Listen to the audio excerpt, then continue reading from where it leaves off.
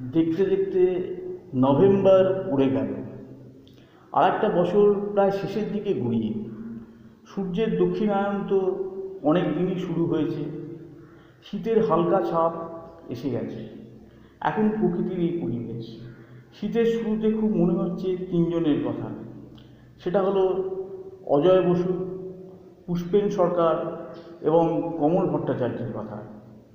আজকের প্রজন্মের ছেলেমেয়েরা হয়তো এনাদের চেনেন না, কিন্তু আমাদের সময়ে সেই আকাশবাণী কলকাতা স্থানীয় সংবাদ পড়ছি দেবদুলাল বন্দ্যোপাধ্যায়, বীরেন ভদ্রের মহারাজ স্তোত্রপাঠ, আর ইডেন উদ্যান থেকে বলছি অজয় বোস, এই তিনটে কিন্তু একই মাত্রায় পড়ে।